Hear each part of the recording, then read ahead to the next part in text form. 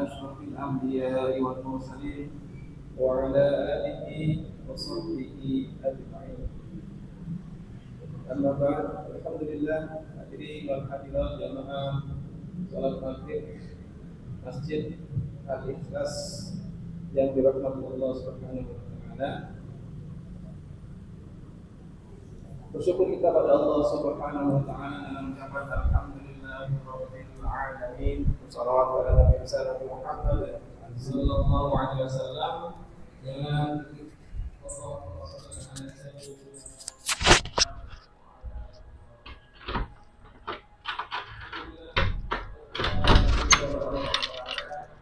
hingga hari Jumat yang mulia ini, nanti kita pada Allah Subhanahu berkumpul kembali bertemu dalam majelis kitab majelis pengajian bertadabbur mengenai kitab hukum hakam agama dalam kitab fikih yang akan disampaikan oleh Ustaz Abdul Wahab ahli fikih yang akan menyampaikan untuk kali ini sekitar pembahasan mengenai fikih sholat. Sambil menunggu Bapak Ibu sekalian, kita persiapkan dulu untuk bahannya.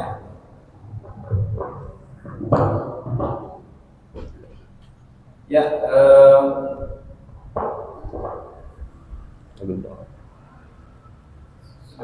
sudah. Ya, kita lagi sembari menunggu processing ya untuk menampilkan presentasi. Mungkin akan langsung dibuka oleh Al-Ustaz ya. Dari saya sekian atau nanti ada pertanyaan ya yang berkaitan dengan sholat atau dari Bapak Ibu ya selama ini punya pertanyaan yang mungkin ya yang sudah tanya ke sana kemari belum dapat jawabannya. Di sini ada artinya, silakan nanti ditanyakan. Demikian, silakan pada Ustaz Abdul Wahab dipersilakan.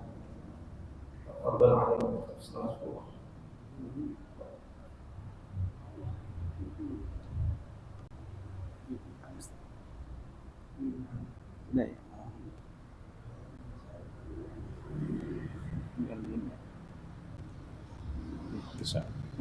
Udah. Ganti apa? Sebentar.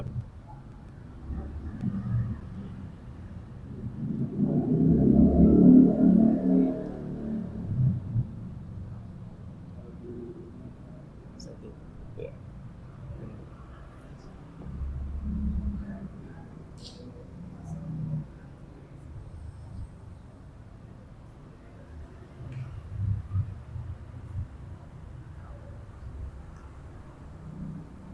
Bismillahirrahmanirrahim.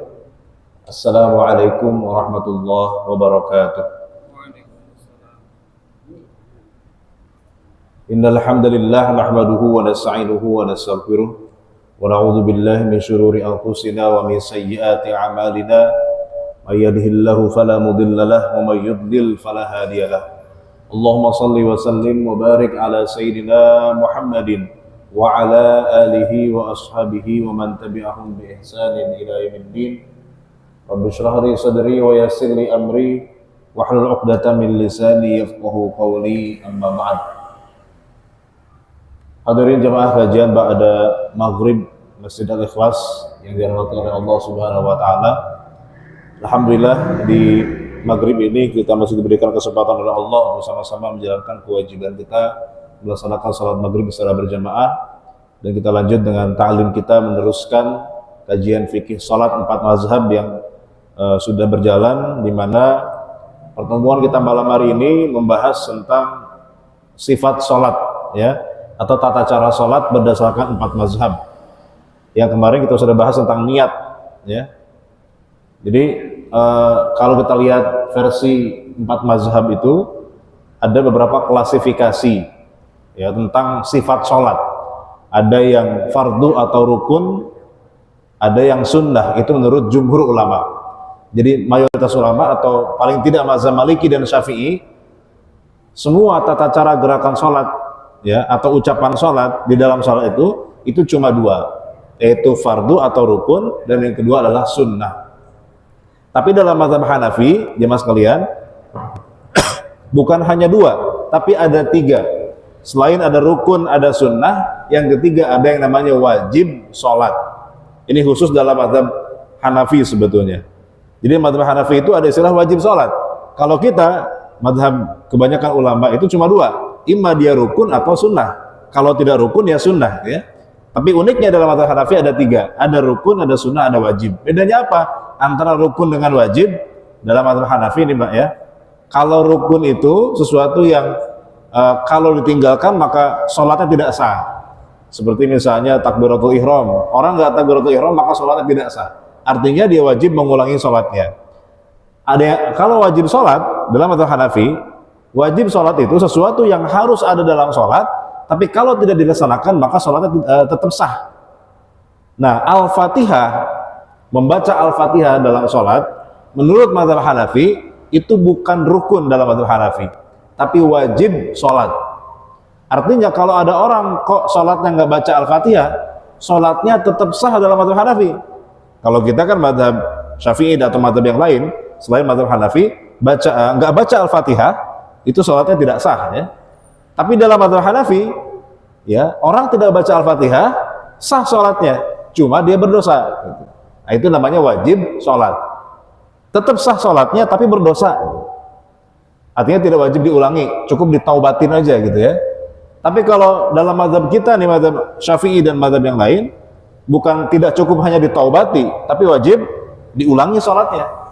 Kalau tidak baca Al-Fatihah atau Al-Fatihahnya dibaca tapi salah aja, itu tidak sah sholatnya dan wajib diulangi. Nah itu kira-kira klasifikasinya ya. Nah kemarin sudah sampai kepada niat sebetulnya. Jadi kita lanjut ke rukun berikutnya, yaitu setelah niat ya takbiratul ihram. Walaupun dalam mazhab Syafi'i ya, antara niat dengan takbiratul ihram itu harus bersamaan. Kalau dalam mazhab yang lain boleh niat dulu baru takbiratul ihram.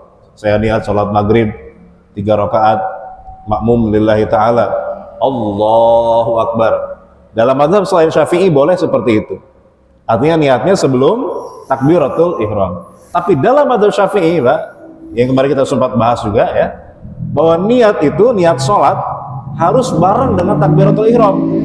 Jadi begitu Allah dalam hati sambil niat, saya niat sholat maghrib fardu lillahi ta'ala, sambil baca takbir ya, Allahu Akbar.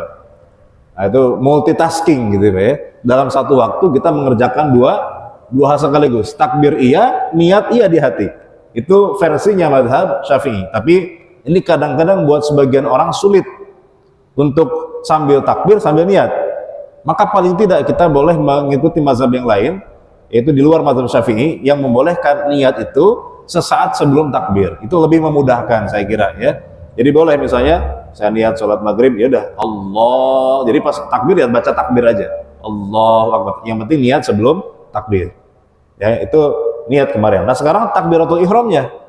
Jamaah sekalian, ya, takbiratul ihram ini ya berdasarkan hadis riwayat Imam Muslim dari Aisyah radhiyallahu taala anha, karena Rasulullah sallallahu alaihi wasallam yastaftihus salata bit takbir. Nabi itu kalau memulai salat, maka Nabi memulainya dengan takbir. Ya. Kemudian dalam hadis yang lain, ketika Nabi mengajari sahabat Nabi yang salatnya tidak benar, yang waktu itu saya pernah ceritakan, dia 3 kali salat, 3 kalinya nggak dianggap salat, suruh diulang terus sama Nabi. Baru kemudian Nabi mengajari salat yang benar, dan Nabi memulainya dengan takbir ketika mengajari orang itu salat. Artinya memang yang pertama kali dilaksanakan sebagai sebuah rukun adalah takbiratul ihram. Nah, jemaah sekalian, takbiratul ihram itu yang menjadi rukun, baca takbirnya atau angkat tangannya? Yang mana yang jadi rukun sholat? Baca takbirnya atau angkat tangannya? Yang mana yang rukun? Yang rukun sholat itu bukan angkat tangannya, tapi baca takbirnya, Allahu Akbar. Adapun mengangkat tangan, ini hukumnya sunnah. Jadi kalau ada orang begitu sholat, Allahu Akbar, tangannya di bawah gini Pak, sah nggak sholatnya? Sah. Karena yang jadi rukun adalah baca takbirnya, bacaannya, bukan gerakan tangannya. Adapun gerakan tangan ini hukumnya sunnah. Karena ketika Nabi mengajari sahabat tadi yang nggak benar sholatnya, Nabi nggak bilang angkat tanganmu, nggak, tapi langsung baca fakabbir, takbirlah kamu, artinya membaca takbirnya, ya. Nah, kalau orang sampai cuma ngangkat tangan doang, takbirnya enggak, di situ enggak sah sholatnya. Jadi yang penting adalah bacaan takbirnya, bukan angkat tangannya. Angkat tangan itu hukumnya sunnah. Maka bacaan takbirnya juga harus benar. Allahu Akbar, harus jelas, ya. Allahu Akbar. Kadang-kadang mohon maaf ada orang yang baca Allahnya itu pakai W itu nggak ada L-nya, ya. Allah, ya. Allahu Akbar. Nah itu hati-hati, itu kalau baca takbirnya salah, padahal dia rukun, ya, berarti sholatnya juga tidak sah. Jadi bacaan takbirnya juga harus benar, karena dia rukun sholat. Allah. Nah terus lamnya harus mad, harus panjang Pak, dan Allahu Akbar. Itu salah Pak. Allahu Akbar itu salah. Allah itu lamnya panjang. Allahu Akbar. Kadang-kadang ada orang yang terlalu cepat, Allahu Akbar. Nah itu Allahnya salah bacanya. Kalau salah berarti padahal dia rukun gitu Pak, ya, maka sholatnya juga ikut tidak sah. Karena bacaan takbirnya itulah yang jadi rukun sholat. Allahu Akbar. Nah adapun mengangkat tangan, nah ini hukumnya sunnah. Pertanyaannya kemudian, begitu mengangkat tangan ini Pak, posisinya di mana yang benar? Ya, Allah itu di mana tangan kita pada saat takbiratul ihram? Yang benar itu di mana, ya? Memang ada beberapa riwayat Pak. Ya. Ini misalnya hadis yang dipakai oleh mazhab Maliki dan Syafi'i, hadis dari Ibnu Umar, anaknya Sayyidina Umar bin Khattab, Abdullah bin Umar. Beliau pernah meriwayatkan bahwa Rasulullah SAW itu ketika sholat, ya, yarfa'u yadaihi hadwa mankibaihi, mengangkat kedua tangannya sejajar dengan pundaknya, ya. Allah segini. Ini mazhab Syafi'i dan Maliki. Allah sejajar dengan pundak ini Pak, ya. Jadi sejajar pundak ini mazhab Syafi'i. Allah ini berdasarkan hadis riwayat Ibnu Umar, ya. Ini boleh. Tapi ternyata ada riwayat yang lain, versi yang lain, dan riwayat ini dipakai oleh mazhab Hanafi, ya, yaitu setinggi telinga. Ini riwayat Muslim, ya, dari Wa'il bin Hujr. Dia melihat Nabi Muhammad SAW mengangkat tangannya ketika masuk sholat, kemudian bertakbir dan meluruskan kedua tangannya setinggi kedua telinganya. Jadi kalau tadi setinggi pundak, kalau sekarang setinggi telinga. Allah, ya, Allahu Akbar. Nah, yang mana yang benar Pak? Ya, yang setinggi pundak apa yang setinggi telinga? Dua-duanya benar. Karena ini riwayat dua-duanya sahih dari Rasulullah SAW. Mungkin memang kadang-kadang Nabi itu setinggi pundak, kadang-kadang Nabi itu setinggi telinga. Jadi boleh dua-duanya. Berarti kalau difahami kira-kira begini Pak, batas paling tingginya setinggi telinga, batas paling rendahnya setinggi pundak. Jadi boleh di antara keduanya. Jadi jangan lebih tinggi dari telinga, Allah, boleh. Kayak tarik kecak, Allah, nggak boleh, ya. Atau lebih rendah daripada pundak, Allah. Nah ini juga nggak boleh. Artinya itu menjadi batasnya, ya. Jadi antara setinggi telinga atau setinggi pundak itu batasnya. Karena dua riwayatnya mengatakan demikian. Baik. Nah ini posisi tangan ketika takbiratul ihram, dan disunnahkan ketika takbir itu tangannya, telapak tangan bagian ini, ya, itu menghadap ke kiblat. Jadi bukan begini. Nah, kalau begini kayak dadahnya Miss Universe itu Pak, ya, dadahnya kan begini, ya. Nah jangan begini, tapi begini ke depan. Allah Akbar, ya. Baik, itu posisi tangan ketika takbiratul ihram. Kemudian, nah rukun berikutnya yang ini juga bareng dengan takbiratul ihram adalah berdiri. Jadi berdiri itu adalah rukun Pak dalam sholat. Artinya kalau ada orang kemudian mampu berdiri tapi dia malah duduk ketika sholat, maka sholatnya tidak sah. Nah berdiri ini jemaah sekalian berdasarkan riwayat dari Imam Al-Bukhari, ya, shalli qa'iman fa in lam tastati fa qa'idan.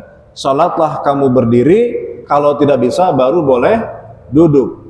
Fa in lam tastati fa ala janbin, baru kalau tidak bisa duduk boleh berbaring. ke badan sebelah pinggir gitu ya. Nah, jadi syaratnya boleh duduk kalau tidak bisa berdiri. Kalau masih bisa berdiri maka wajib berdiri. Karena berdiri itu hukumnya rukun sholat. Ya, mohon maaf, saya pernah melihat beberapa kasus itu ada yang memang orang sudah sepuh, kemudian dia sebetulnya bisa berdiri, tapi mohon maaf ketika sujud dan ruku memang susah. Ya. Terus dari awal sudah duduk, dari awal sholat. Padahal masih bisa berdiri, maka ini hati-hati, berarti sholatnya tidak sah. Terus bagaimana? Ya dia berdiri dulu, karena dia bisa berdiri. Nah paling nanti pas begitu mau ruku, kan ruku nggak bisa, karena mungkin nggak bisa, sulit ya, untuk membukukan badan itu sulit. Nah pas rukunya baru boleh duduk. Jadi jangan dari awal. Kalau dari awal masih bisa berdiri, maka wajib berdiri. Kecuali emang dari awal sudah nggak bisa berdiri, boleh duduk. Tapi kalau nggak bisanya cuma ruku dan sujud, berdiri bisa, maka wajib dia berdiri terlebih dahulu. Karena berdiri itu hukumnya rukun dalam sholat. Tidak boleh langsung duduk begitu saja ya. Kecuali memang tidak mampu dari awal. Jamaah sekalian, nah berdiri ini hanya rukun dalam sholat wajib. Hanya rukun dalam sholat wajib. Dalam sholat sunnah Pak, bukan rukun. Artinya kalau ada orang sholat sunnahnya duduk, sah Pak, walaupun dia mampu berdiri. Ini kan sebentar lagi bulan Ramadan Pak ya. Bulan Ramadan kan ada sholat sunnah, namanya sholat sunnah tarawih ya. Kadang-kadang ada imam yang bacaannya panjang ya, kemudian sholatnya 23 rakaat ya. Itu kadang-kadang ada makmum di belakang yang bentar lagi mau witir itu udah gak kuat Pak ya. Tapi masih pengen selesai bersama imam gitu ya. Tapi udah gak kuat, udah pegel Pak, gimana caranya? Duduk aja Pak, gak apa-apa ya, duduk aja. Kenapa? Karena boleh sholat sunnah itu sambil duduk dan sah, walaupun pahalanya setengah dari orang berdiri. Atau misalnya Pak, kita lagi naik kereta ya, pagi-pagi naik kereta, pengen sholat duha, tapi nggak bisa karena di kereta, nggak bisa berdiri maksudnya. Nggak apa-apa sambil duduk, karena sah sholat sunnah sambil duduk meskipun bisa berdiri. Ya, jadi berdiri itu hanya rukun dalam sholat fardu, sholat wajib. Apa dalilnya? Dalilnya adalah ketika Nabi Muhammad SAW pergi naik onta. Kalau sholatnya sholat sunnah, Nabi tidak turun dari onta. Nabi sholat di atas unta sambil duduk, sambil menghadap kemana unta itu pergi, dan ya tentu tidak menghadap kiblat. Tapi sholatnya sholat sunnah. Begitu sholat fardu, maka Nabi turun dari ontanya, Nabi sholat sambil berdiri, ruku, sujud dengan sempurna, dan menghadap kiblat. Maka nanti para ulama mengatakan, kalau sholat fardu, sholat wajib, maka berdiri itu hukumnya rukun. Ya, Nabi sendiri tentu tetap kemudian berdiri, ya, walaupun dalam sholat sunnah boleh sambil duduk. Ya. Jadi ini berdiri menjadi rukun dalam sholat. Kemudian posisi tangannya bagaimana? Ya, kan Allah. Setelah itu bagaimana? Bersedekap. Namanya bersedekap. Ya. Nah bersedekap ini jamaah sekalian, kalau dalam mazhab jumhurul ulama, kebanyakan ulama, ya, posisi bersedekap itu adalah sunnah. Allahu Akbar. Ini berdasarkan hadis riwayat Imam Muslim dari Wa'il bin Hujr, bahwa dia melihat Nabi meletakkan tangan kanannya di atas pergelangan tangan kirinya, kemudian diletakkan di daerah pergelangan sini, ar-rusgi. Jadi di sini. Jadi bisa di sini, war ar-rusgi namanya, atau ala sa'id, bisa di sini. Di sini boleh, di sini boleh. Yang penting tangan kanan di atas tangan kiri. Jangan kemudian tangan kirinya di atas tangan kanan kebalik. Ini enggak sesuai sunnah. Ya, jadi tangan kanan atas tangan kiri, mau posisinya di pergelangan boleh, atau di sa'id namanya. Di sini apa namanya, di apa ini Pak? Antara siku dengan pergelangan apa namanya? Ini kalau dalam bahasa Arab Pak, itu semua ada namanya. Kalau dari sini ke sini namanya al-budun. Kalau dari sini ke sini namanya sa'idun dalam bahasa Arab. Kalau ininya namanya rusgun. Kalau ini ke sini namanya kafun. Nah, nggak tahu di dalam bahasa Indonesia ada nggak ya? Kalau ini kan dianggap di bahasa Indonesia apa? Telapak tangan ya. Tapi telapak tangan cuma ini doang sebetulnya. Yang ini nggak ada bahasa Indonesianya. Punggung tangan, nah ada punggung tangan berarti ya. Nah dari sini ke sini apa nih? Nggak ada bahasa Indonesia ya. Lengan, oh ada lengan. Lebih tahu bahasa Arab, lebih bahasa Indonesia. Nah ini otot berarti ya. Ya ini otot berarti ya. Nah itu dalam sholat disunahkannya itu posisi tangan kanan itu antara pergelangan tangan ini atau di lengan ini ya. Baina rusgi was sa'id. Nah, tetapi jemaah sekalian, dalam mazhab Maliki, bersedekap ini, walaupun itu sunnah, posisinya di mana nanti juga ulama beda pendapat. Di mana posisi bersedekapnya? Atas, tengah, bawah. Nah, ternyata di sini ulama beda pendapat. Kalau kita lihat mazhab Hanafi itu di bawah pusar. Allahu Akbar, di bawah pusar. Ya. Jadi kalau ada yang di bawah pusar, mungkin kalau kita lihatnya kayak orang malas sholatnya itu ya. Padahal itu ada mazhabnya, mazhab Hanafi itu di bawah pusar. Mungkin mazhabnya Hanafi. Ya. Husnuzon kita mazhabnya Hanafi, bukan malas. Ya.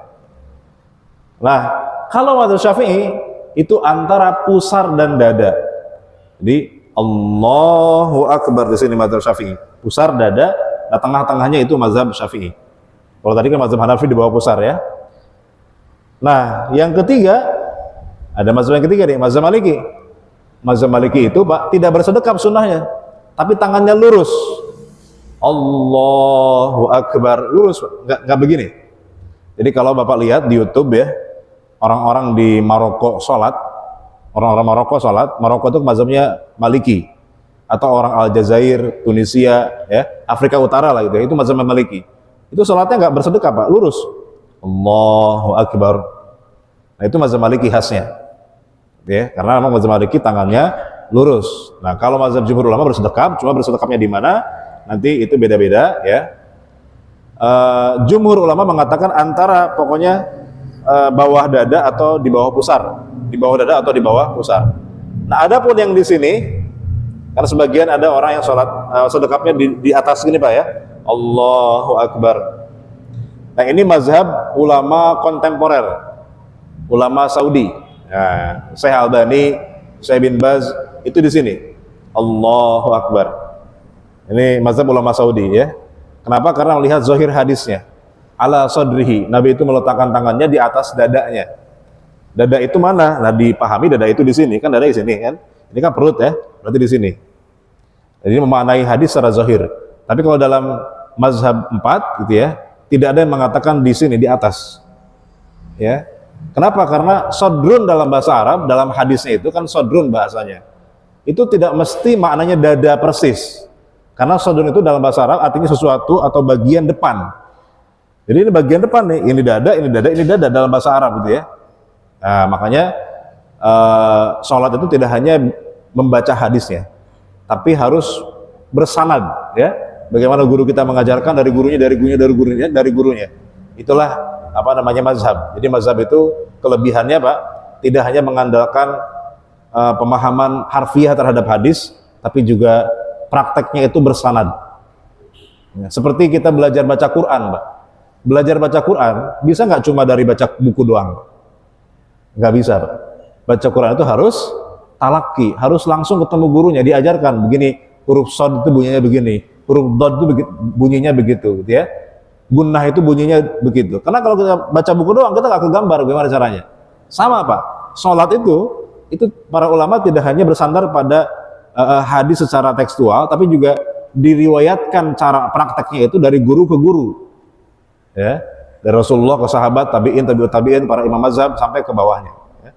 Nah itu kelebihan dari mazhab, gitu ya. Jadi mazhab itu adalah cara kita beragama yang paling aman karena pengajarannya itu bersanad, bersambung terus kepada Rasulullah SAW. Ya.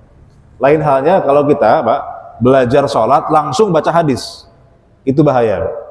Kalau belajar sholat langsung baca hadis, apalagi hanya pemahaman tekstual, apalagi hanya modal terjemahan, itu sholatnya bisa kacau, ya. Sholatnya bisa kacau.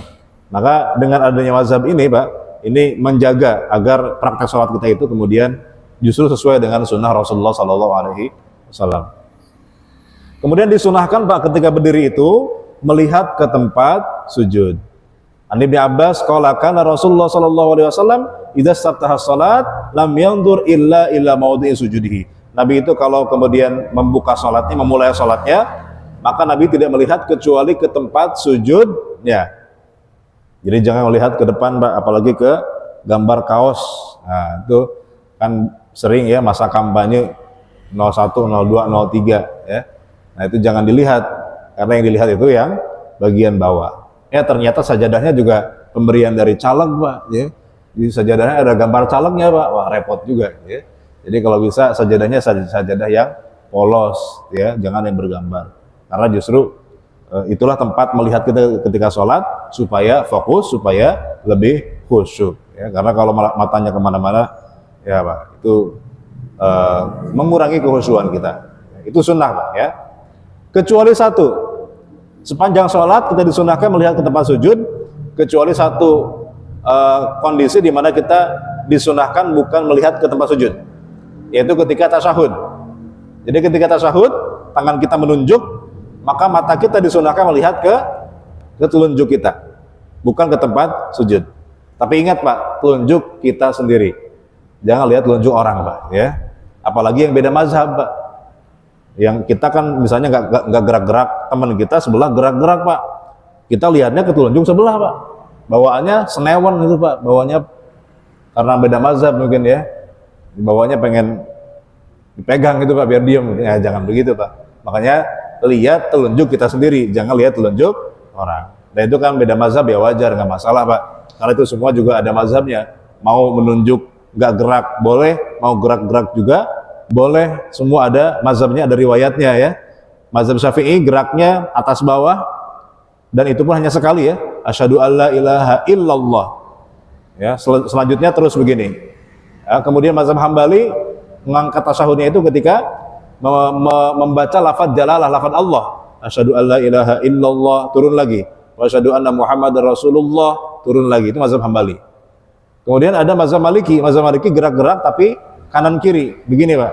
Nah ini mazhab Maliki, jadi naruhnya begini. Jadi kalau kita kan begini, mazhab Hambali begini, mazhab Maliki begini. Nah ada yang digabung Maliki dengan Hambali, jadi mutar begini Pak ya. Nah ini talfik mazhab, menggabungkan dua mazhab ya. Ya nggak boleh Pak ya, itu bid'ah namanya gitu ya. Apalagi kalau dibalik jadi begini Pak gitu ya. Nah, ini nantangin Allah namanya, masa tahiyat begini gitu ya. Jadi yang ada itu begini ya, artinya sekali saja ini mazhab Syafi'i. Sekalinya kapan? Nah, Syafi'i dan Hanafi beda. Kalau Syafi'i asyhadu alla ilaha illallah. Pas illallahnya itu mazhab Syafi'i ya. Kemudian mazhab Hanafi itu pas asyhadu alla ilaha illallah. Itu bedanya antara Hanafi dengan Syafi'i. Sama-sama sekali. Ya. Hambali ketika melafazkan lafaz Allah saja. Nah, yang saya belum ketemu riwayatnya itu yang dari awal sampai akhir bergerak-gerak. Itu saya belum ketemu riwayatnya dari mana ya. Karena yang saya tahu 4 mazhab itu ya ada yang memang gerak-gerak, cuma gerak-geraknya nggak dari awal sampai akhir, enggak. Tapi geraknya hanya pas membaca lafaz Allah saja. Asyhadu alla ilaha illallah, turun lagi, wa asyhadu anna muhammadar rasulullah, turun lagi. Ya udah. Kalau nggak menyebut lafaz Allah ya nggak gerak lagi. Mazhab Hambali itu begitu. Ya. Baik ya. Jadi melihat ke tempat sujud, kemudian yang berikutnya merenggangkan tumit yang dapat mendatangkan khusyuk. Artinya ketika berdiri itu tumitnya jangan terlalu dempet, jangan terlalu lebar. Ya, kadang-kadang mohon maaf karena jamaahnya agak jauh nih kanan kiri, akhirnya tumitnya dibuka lebar itu Pak ya, supaya rapat. Nah, jangan begitu Pak, geser aja gitu ya, jangan kaki kita yang melebar ya. Karena itu tentu tidak khusyuk sholatnya. Jadi maka para ulama itu mengatakan tumit kita itu kalau bisa sejajar dengan pundak ya, tumit sejajar dengan pundak itu lebih khusyuk insyaallah. Baik, masih ada waktu ya? Atau kita mau tanya jawab aja? Masih ada waktu. Kisah sekarang jam, kalau masih ada waktu itu lanjut Al-Fatihah. 3 menit kayaknya nggak cukup, bukan tanya jawab aja ya. 13 menit. Oh 13 menit. 13 menit masih. Oh kisahnya masih. 1927. Oke, apa mungkin sedikit ya. Yang berikutnya Al-Fatihah nih. Al-Fatihah adalah rukun. Kok loncat ya dari takbiratul ihram ke Al-Fatihah? Berarti doa iftitahnya mana? Karena doa iftitah itu bukan rukun. Membaca doa iftitah itu hukumnya sunnah. Ya. Yang rukun, yang bacaan berikutnya adalah membaca Al-Fatihah. Sebagaimana sabda Rasulullah SAW, la salata liman lam yaqra bi ummil Quran. Tidak, salat tidak sah tanpa membaca ummul Quran, yaitu membaca Al-Fatihah. Ya. Tetapi jemaah sekalian, ini ada masalah. Masalahnya di mana? Oke lah kalau orang salatnya sendiri atau salat jadi imam, wajib baca Al-Fatihah. Nah sekarang kalau jadi makmum, wajib nggak baca Al-Fatihah? Kalau jadi makmum ya, imamnya baca Al-Fatihah, makmum wajib nggak bacanya? Kalau kita lihat hadis yang berikutnya, ini hadis dari riwayat Ibnu Majah, orang yang punya imam, maka bacaan imam adalah bacaan baginya. Maksudnya baca Al-Fatihah. Siapa orang yang bermakmum di belakang seorang imam, maka bacaan Al-Fatihahnya imam sudah mengcover bacaan Al-Fatihahnya makmum. Berarti kalau kita lihat hadis ini seolah-olah makmum tidak wajib baca Al-Fatihah. Cukup imam saja yang baca Al-Fatihah, ya. Tetapi jemaah sekalian, ternyata tidak semudah itu. Para ulama di sini beda pendapat. Ya. Mazhab Syafi'i tetap mengatakan makmum tetap wajib baca Al-Fatihah. Meskipun dia di belakang imam, meskipun imam baca, tapi makmum tetap wajib baca Al-Fatihah. Lalu bagaimana dengan hadis ini? Bagaimana Imam Syafi'i memandang hadis ini? Mazhab Syafi'i memandang hadis ini hanya dalam kondisi satu saja, yaitu ketika masbuk. Atau apa itu masbuk, Pak? Orang yang telat ya. Jadi dia masuk, imam sudah ruku. Ya, masuk imam sudah ruku. Allahu Akbar, imam sudah ruku, Pak. Nah, makmum gimana? Baca Al-Fatihah dulu atau langsung ruku, Pak? Langsung ruku kan? Karena kalau dia baca Al-Fatihah dulu, ya nggak keburu apa namanya? Keburu intidal imamnya ya. Dia mengejar rukunya kan? Maka langsung ruku. Nah, kan nggak baca Al-Fatihah, sah nggak sholatnya? Sah, karena hadisnya ini. Jadi hadis ini dipakai dalam mazhab Syafi'i hanya dalam kondisi masbuk saja, dalam kondisi ketinggalan. Tapi kalau makmum sempat baca Al-Fatihah, dia tetap wajib baca Al-Fatihah karena hadis yang di atas itu umum. La sholata liman. Tidak ada sholat bagi siapapun, mau imam, mau makmum, mau sholat sendiri, kecuali dia harus baca Al-Fatihah. Ini dipahami oleh mazhab Syafi'i. Tapi dalam mazhab yang lain nanti, ya mazhab Hanafi, selama dia makmum tidak wajib baca Al-Fatihah. Mau sholatnya jahriyah, mau sholatnya sirriyah, makmum tidak wajib baca Al-Fatihah. Nanti ada mazhab yang ketiga, mazhab Hambali ya, atau Maliki yang kemudian wajib baca Al-Fatihah kalau sholatnya sholat sirriyah. Kalau sholatnya jahriyah maka makmum tidak wajib baca. Artinya yang sholat bacaan imamnya keras ya, makmum nggak wajib baca. Tapi kalau sholat yang bacaan imamnya nggak keras, seperti sholat asar atau rakaat ketiga dan keempat, sholat isya ya, itu maka makmum tetap wajib baca Al-Fatihah ya. Nah terus bagaimana sikap kita? Nah, kalau yang ngambil hati-hati memang mazhab Syafi'i, Pak. Ya, makmum tetap baca Al-Fatihah. Cuma masalahnya begini, Pak. Kalau makmum wajib baca Al-Fatihah, kapan bacanya? Karena ada ayat mengatakan ya, bila dibacakan Al-Qur'an, maka dengarkan dan perhatikan. Jadi kalau imam lagi baca, harusnya kita ngapain, Pak? Mendengarkan, jangan ikut baca. Nah, masalahnya kalau makmum tetap wajib baca Al-Fatihah, kapan makmum bisa baca Al-Fatihah, Pak? Jadi kan repot, ada masalah di sini dalam mazhab Syafi'i. Maka jalan keluarnya dalam mazhab Syafi'i, imam dianjurkan memberikan jeda antara bacaan Al-Fatihah dengan surat gitu ya, ada jeda sekira-kira makmum sempat baca Al-Fatihah dulu gitu ya. Itu kalau imamnya mazhab Syafi'i, makmumnya juga ngerti mazhab Syafi'i. Jadi kalau sefrekuensi gampang tuh ya.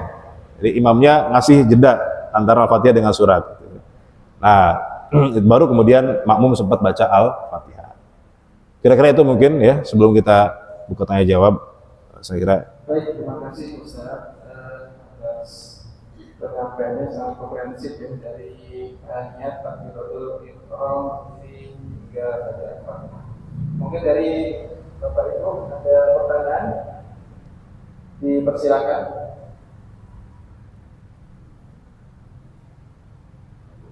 Silakan Pak. Silakan.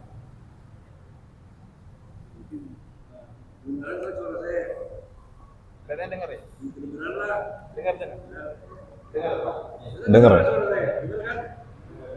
Jelas. Ini Al-Fatihah tadi Ustaz. Subuh-subuh itu bagi kami. Karena kenapa? Beberapa imam tidak berikan waktu untuk membaca Al-Fatihah dengan baik.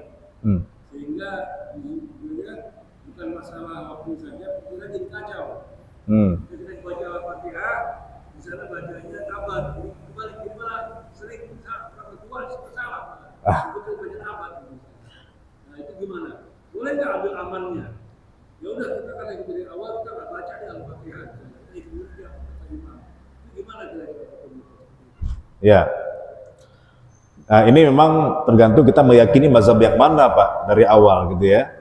Kalau dari awal kita meyakini yang benar itu mazhab Syafi'i, maka kita harus konsekuensi dengan mazhab Syafi'i.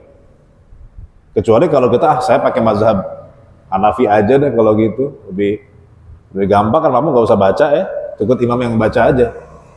Tapi kan ada juga orang yang memang pengen saya mazhab Syafi'i, ya.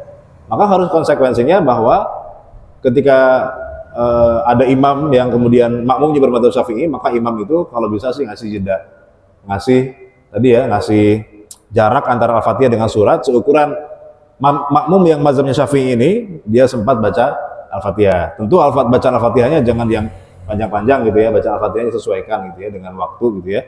Nah, tapi ada jeda itu untuk menghormati makmum yang bermadzhab Syafi'i. Gitu. Tapi kalaupun misalnya imam nggak ngasih jeda, nah, maka bagaimana sikap mazhab Syafi'i di situ? Maka tetap makmum wajib baca Al-Fatihah meskipun imam itu baca surat. Karena rukun itu dalam sholat, gitu ya. Jadi karena sedangkan baca surat itu hukumnya sunnah. Jadi dahulukan yang rukun ya tetap makmum itu wajib tetap baca Al-Fatihah, gitu ya. Walaupun imam nggak ngasih jeda. Tapi ya sebaiknya imam kalau punya misalnya ada makmum yang memang bermadzhab Syafi'i itu dikasih jeda, ya. Sebaiknya begitu. Kalau tidak maka tetap baca, apa? Sebisanya Pak. Kalau nggak sempat gimana? Ya sudah, itu bacaan imam sudah mengcover. Kalau tidak sempat, berarti sama kayak masbuk tadi. Orang masbuk datang terlambat Pak, nggak sempat baca Al-Fatihah, imam keburu ruku, gimana? Masa kita maksain baca Al-Fatihah padahal imam sudah ruku? Nggak apa, ikut ruku aja, nggak apa-apa. Dan dalam kondisi seperti itu, bacaan Al-Fatihah itu sudah di cover oleh imam kita. Tetap wajib baca Al-Fatihah. Ya. Silakan Pak Dedi. Jelas ya Pak Krisna? Pak Dedi.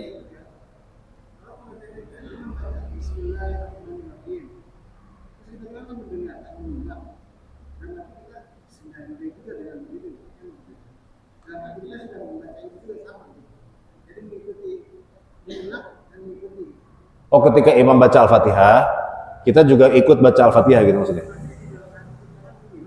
Oh, dalam hati. Yang dimaksud dilafazkan, bukan di dalam hati. Jadi yang dimaksud Ustaz, ketika imam membaca Al-Fatihah, kita mendengarkan. Nah, sesudah amin dan melanjutkan membaca ayat pendek, istilah letak makmum baca Al-Fatihah. Yeah. Melafazkan. Dan ya jangan terlalu lama-lama juga ya, biar kita juga mendengarkan ayat yang dibaca imam. Nah, yang paling ideal, yang paling bagus, menghormati Imam Syafi'i, mungkin ya imamnya tidak berpaham dengan Imam Syafi'i, yang berikan jeda untuk menghormati. Ya. Seperti itu Pak. Tidak mengikuti di dalam hati satu persatu ya, itu mendengarkan namanya, yang menyimak ya. Jadi rukun bacaan Pak itu harus dibaca, tidak boleh hanya dalam hati, harus diucapkan gitu ya, diucapkan. Ya. Mungkin yang lain? Ibu-ibu. Oh, ibu-ibu ada.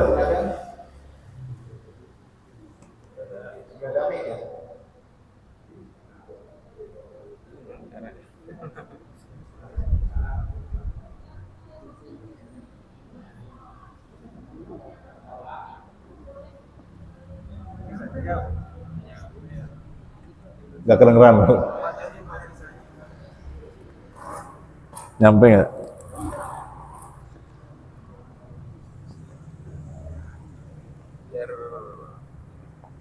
Oke, suruh maju ibunya.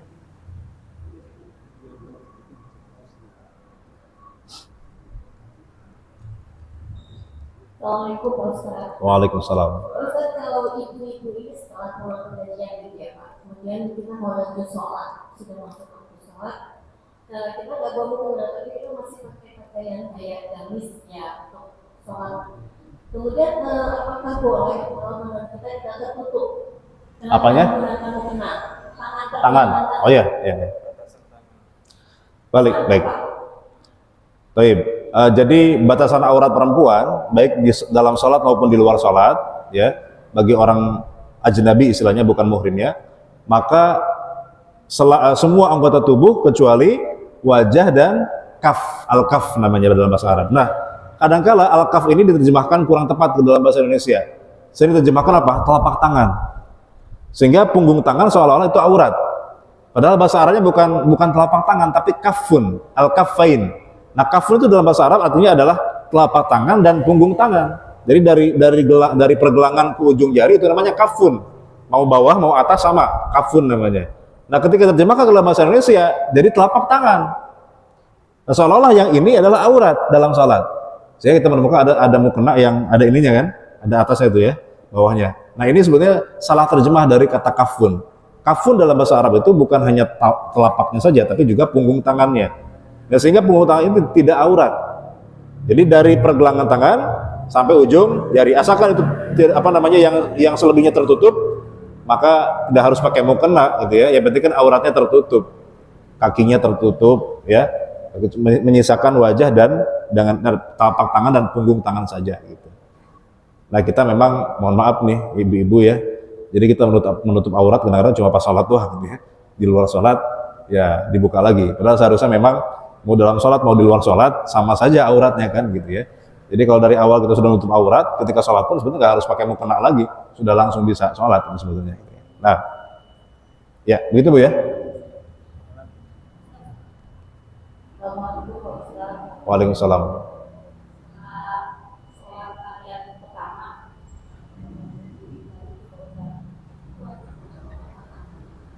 Sholat tahiyat pertama, kemudian berdiri. Oh, wajib angkat tangan apa enggak? Ya. Sunnah mengangkat tangan ketika berdiri, ketika masuk ke rakaat ganjil. Jadi rakaat ganjil ya. Berdiri ke rakaat kedua itu tidak disunahkan. Ya, tapi kalau masuk ke rakaat ganjil berapa? 3 berarti kan? Nah, berarti rakaat ketiga itu dari rakaat kedua. Tasahud awal, berdiri ke rakaat ketiga, itu disunahkan kita mengangkat tangan. Tapi kalau dari rakaat pertama masuk ke rakaat kedua, itu tidak disunahkan mengangkat tangan.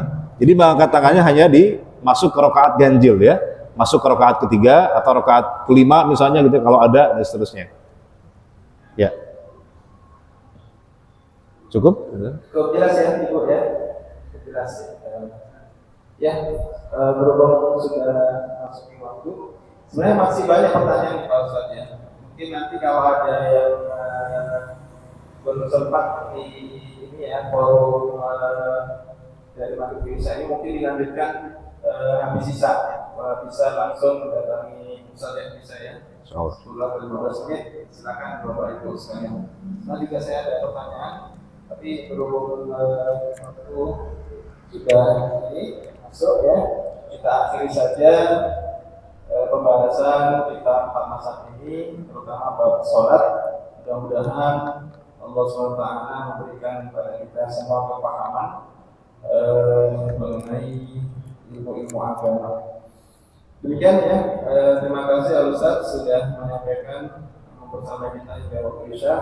Kita akhiri dengan ucapan alhamdulillahirabbil alamin dan doa kepada majlis. Subhanakallahumma wa bihamdika asyhadu an la ilaha illa anta astaghfiruka wa atubu ilaik. Assalamualaikum warahmatullahi wabarakatuh. Waalaikumsalam.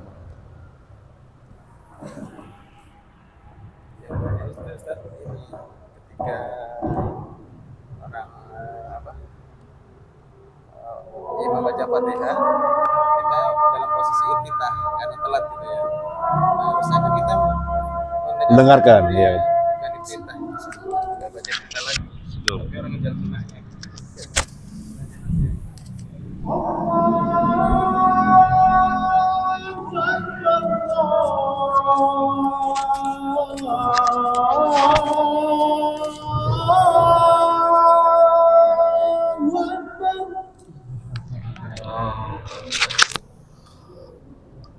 أشهد أن لا إله إلا الله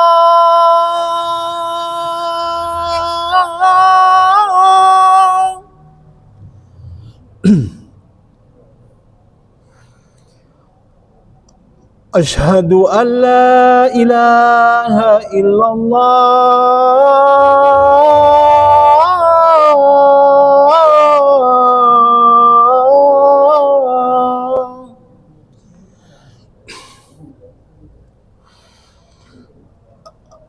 أشهد أن محمد رسول الله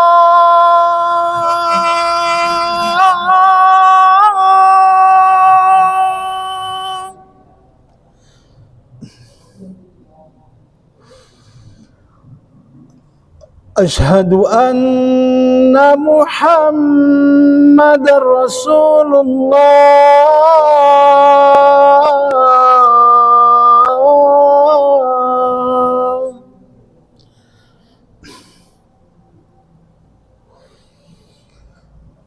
حي على الصلاة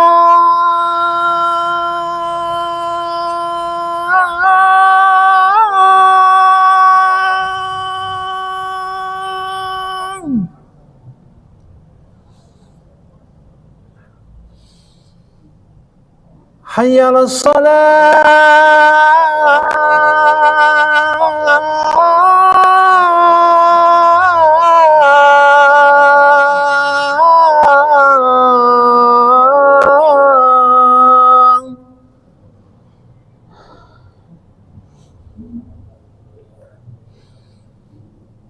حي على الفلاح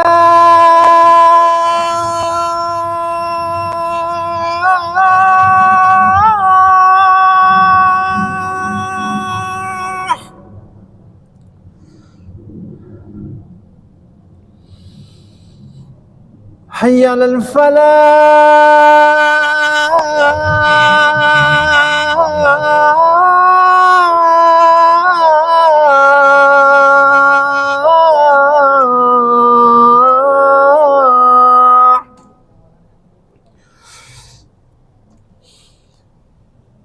الله أكبر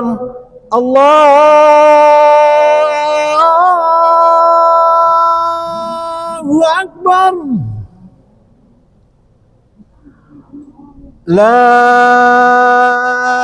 إله إلا الله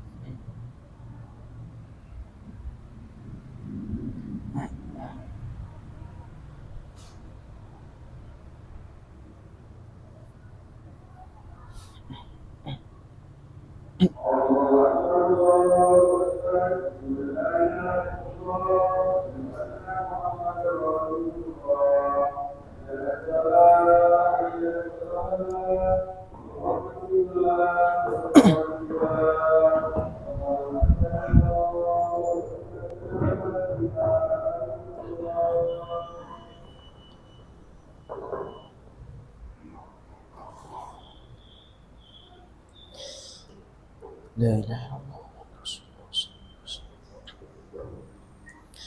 استووا واستقيموا وصوا واعتدلوا وصوا صفوفكم فإن تسوية الصفوف من تمام الصلاة.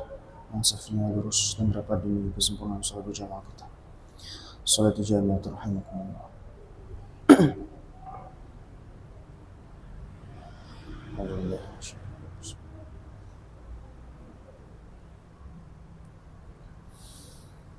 Allahu Akbar.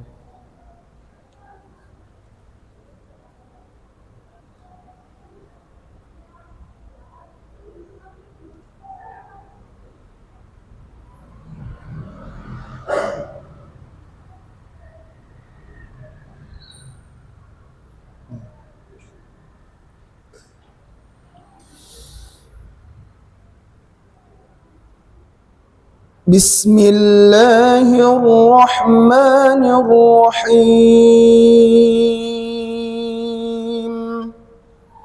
الحمد لله رب العالمين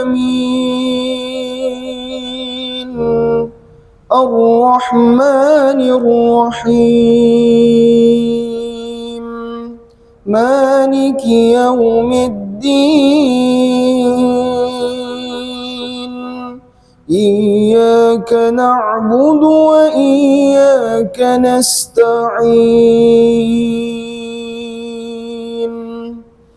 اهدنا الصراط المستقيم صراط الذين أنعمت عليهم غير المغضوب عليهم ولا الضالين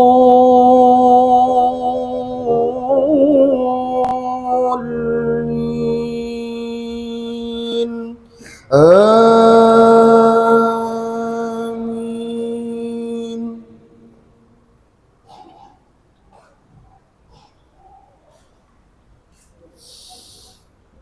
يا أيها الذين آمنوا اتقوا الله وابتغوا إليه الوسيلة وجاهدوا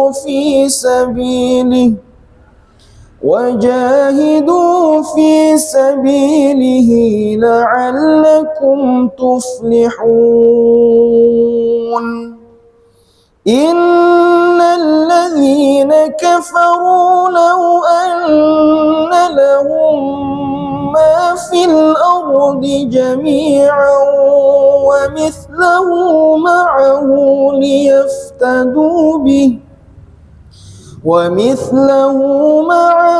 ليفتدوا به من عذاب يوم القيامة ما تقبل منهم ولهم عذاب أليم.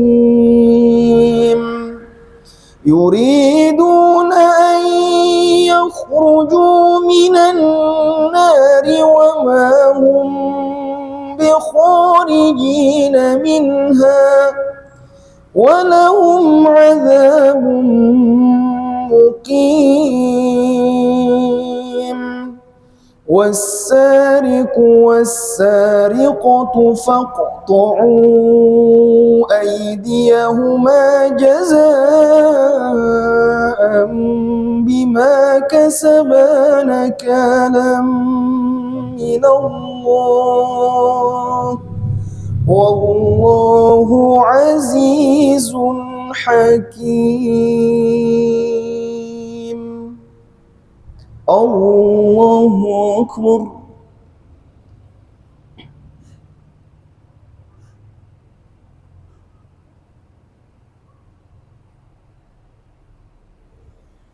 سمع الله لمن حمده.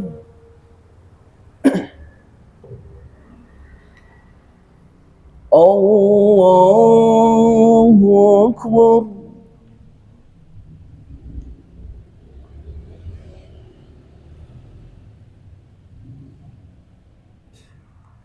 الله أكبر.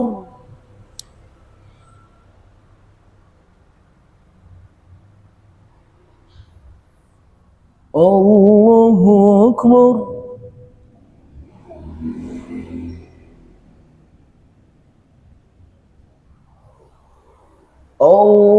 الله أكبر.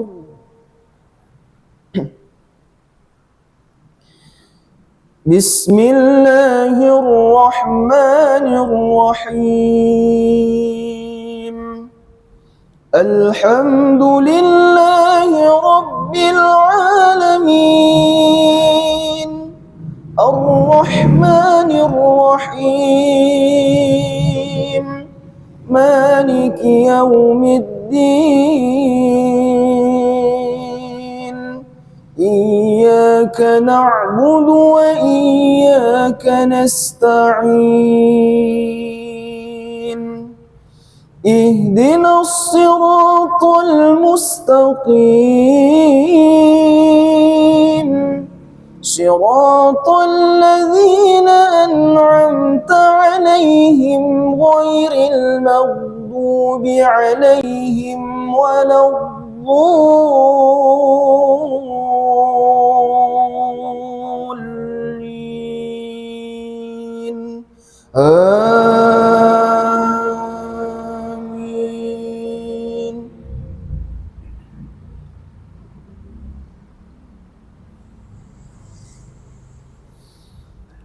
فمن تاب من بعد ظلمه وأصلح فإن الله يتوب عليه إن الله غفور رحيم. ألم تعلم أن الله له ملك السماوات والأرض يعذب من يشاء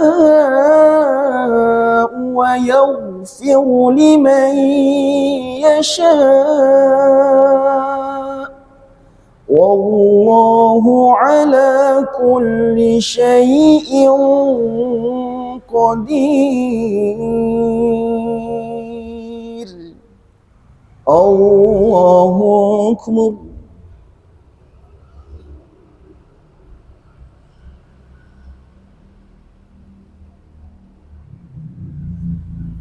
سمع الله لمن حمده.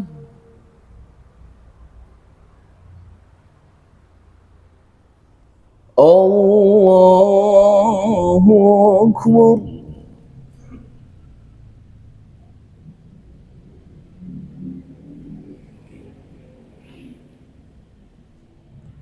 الله أكبر.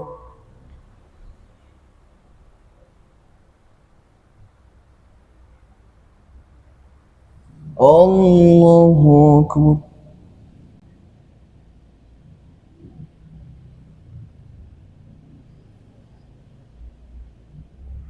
الله أكبر.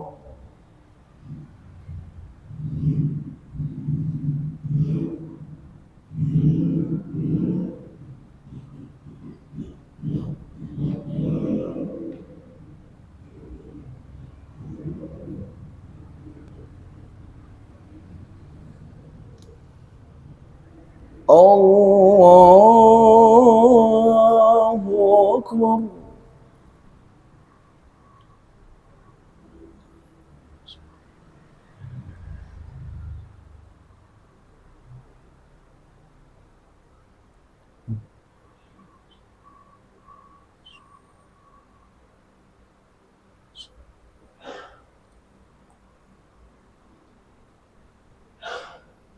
الله أكبر.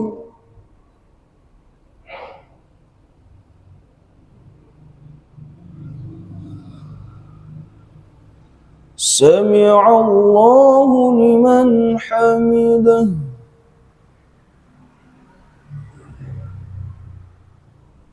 الله أكبر.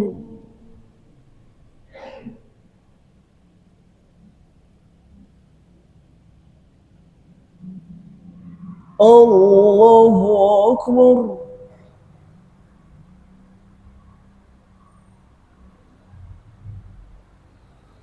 الله أكبر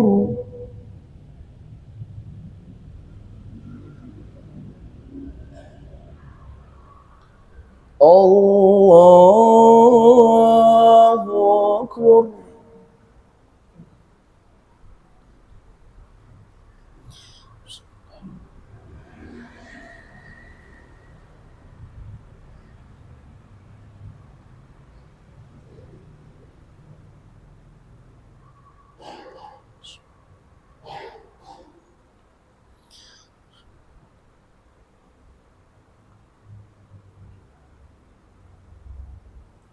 الله أكبر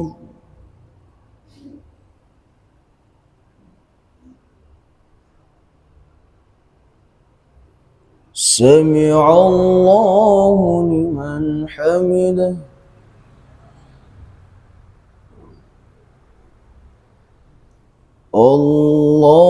الله أكبر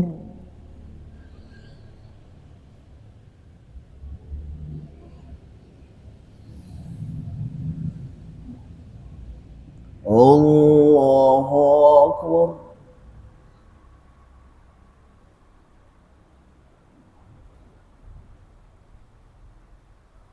الله أكبر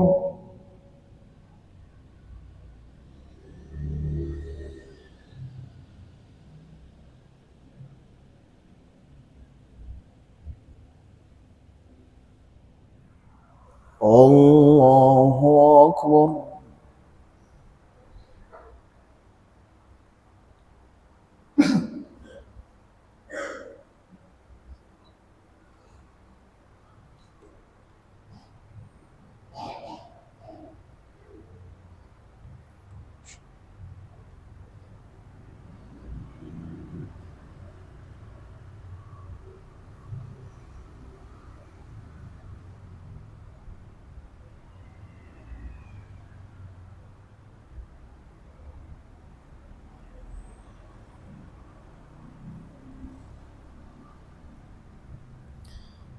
السلام عليكم ورحمة الله.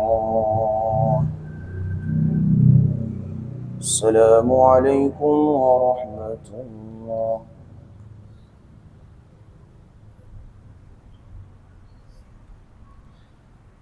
استغفر الله العظيم الذي لا إله إلا هو الحي القيوم وأتوب إليه.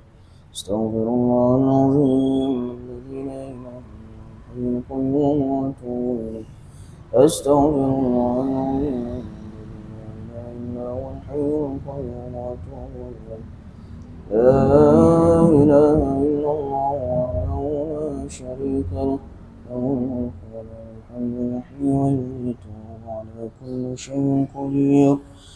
لا إله إلا الله وحده لا شريك له له الملك وله الحمد يحيي ويميت وهو على كل شيء قدير. لا إله إلا الله وحده لا شريك له له الملك وله الحمد يحيي ويميت وهو على كل شيء قدير. اللهم أجرنا من النار. اللهم أجرنا من النار. اللهم أجرنا من النار. اللهم أنت السلام ومنك السلام وإليك يعود السلام. فحينا ربنا بالسلام وأدخلنا الجنة دار السلام. تبارك ربنا وتعاليت يا ذا الجلال والإكرام. وإلهكم إله واحد لا إله إلا هو الرحمن الرحيم. الله لا إله إلا هو الحي القيوم لا تأخذه سنة ولا نوم له ما في السماوات وما في الأرض. من ذا الذي يشفع عنده إلا بإذنه يعلم ما بين أيديهم وما خلفهم ولا يحيطون بشيء من علمه إلا بما شاء وسع كرسيه السماوات والأرض ولا يؤوده حفظهما وهو العلي العظيم. لا يا ربنا أنت مولانا سبحان الله سبحان الله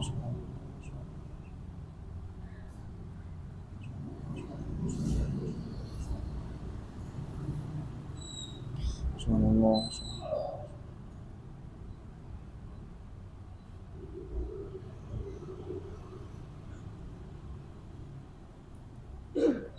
سبحان الله سبحان الله سبحان الله سبحان الله سبحان الله سبحان الله سبحان الله وبحمده دائما قائما أبدا الحمد لله الحمد لله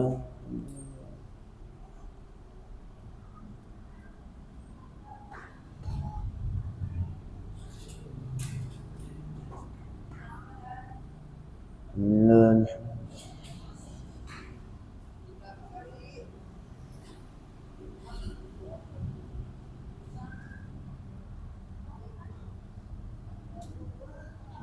الحمد لله الحمد لله الحمد لله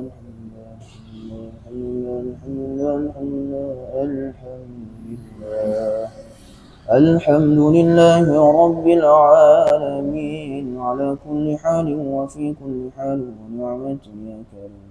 الله أكبر الله أكبر.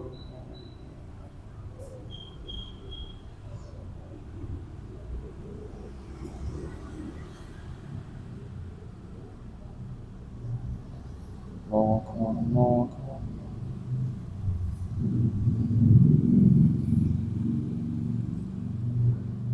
الله أكبر الله أكبر الله أكبر الله أكبر الله أكبر.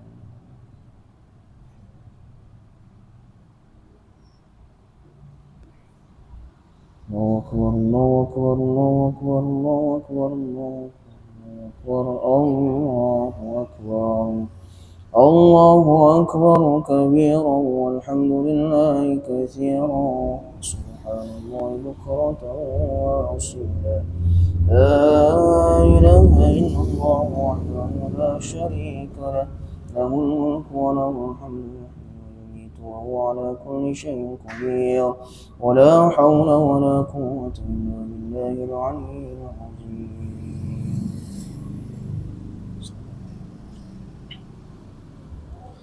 أعوذ بالله من الشيطان الرجيم. بسم الله الرحمن الرحيم. الحمد لله رب العالمين حمد الشاكرين حمد الناعمين حمدا يوافي نعمه ويكافي مزيده. يا ربنا لك الحمد كما ينبغي لجلال وجهك الكريم وعظيم سلطانك. رضيت بالله ربا وبالإسلام دينا وبمحمد نبيا ورسولا.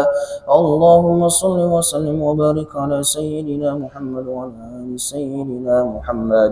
اللهم إنا نسألك سلامة في الدين والعافية في الجسد وزيادة في العلم وبركة في الرزق وتوبة قبل الموت ورحمة عند الموت ومغفرة بعد الموت. اللهم هون علينا في سكرات الموت والنجاة من النار والعفو عند الحساب. اللهم اغفر لنا ذنوبنا ولوالدينا وارحمهم كما ربونا صغارا ولجميع المسلمين والمسلمات والمؤمنين والمؤمنات الأحياء منهم والأموات إنك على كل شيء قدير. اللهم ربنا تقبل منا صلاتنا وصيامنا وقيامنا وركوعنا وسجودنا وتضرعنا وتخشعنا وتعبدنا وتمن تقصيرنا يا الله يا الله يا الله يا رب العالمين. اللهم افتح لنا أبواب الخير وأبواب البركة وأبواب النعمة وأبواب الرزق وأبواب القوة وأبواب الصحة وأبواب السلامة وأبواب العافية وأبواب الجنة. اللهم اصلح لنا دين الذي هو عصمة أمرنا، وأصلح لنا دنياي التي فيها معاشنا، وأصلح لنا آخرتنا التي فيها معادنا، واجعل الحياة زيادة لنا في كل خير، واجعل الموت راحة لنا من كل شر. اللهم أعنا على ذكرك وشكرك وحسن عبادتك. اللهم يا مقلب القلوب ثبت قلوبنا على دينك وعلى طاعتك. ربنا ظلمنا أنفسنا وإن لم تغفر لنا وترحمنا لنكونن من الخاسرين. ربنا هب لنا من أزواجنا وذرياتنا قرة أعين واجعلنا للمتقين إماما. ربنا آتنا في الدنيا حسنة وفي الآخرة حسنة وقنا عذاب النار. وصلى الله على سيدنا محمد وعلى آله وصحبه أجمعين. بفضلك سبحان ربك رب العزة عما يصفون، السلام على المرسلين والحمد لله رب العالمين.